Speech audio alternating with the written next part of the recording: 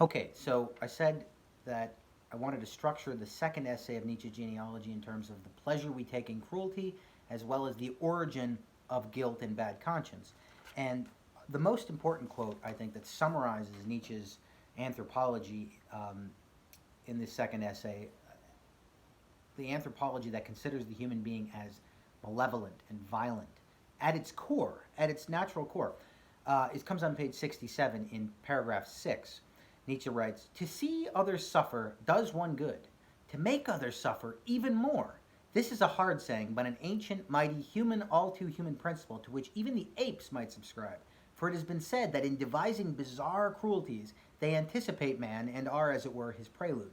Without cruelty, there is no festival. Thus, the longest and most ancient part of human history teaches, and in punishment, there is so much that is festive." Now, what is Nietzsche saying here?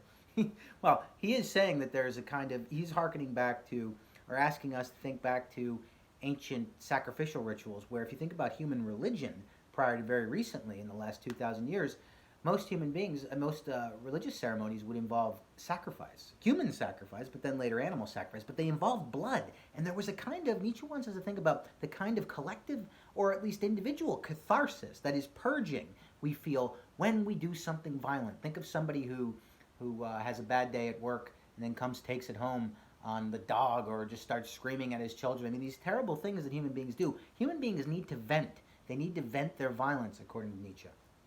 Also, too, this is the origin of the concept justice. Remember, we talked about the difference between justice and revenge, and there really isn't one for Nietzsche.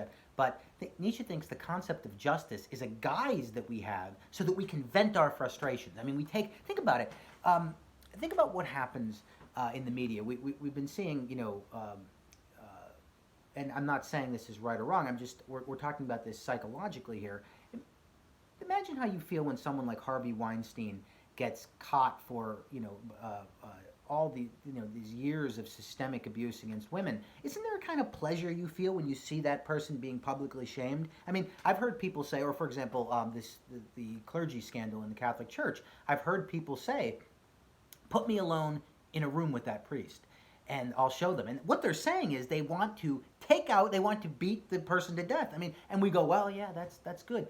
And Nietzsche wants us to say, okay, forget about right or wrong here in this case. Isn't there a pleasure we're getting in another person's suffering? That's what he means by, in cruelty, there is so much that is festive. What is cruelty? Cruelty is pleasure we get in another's pain. Pleasure we get in another's pain. And this is a necessary element of the human being. Now, whether you agree that you can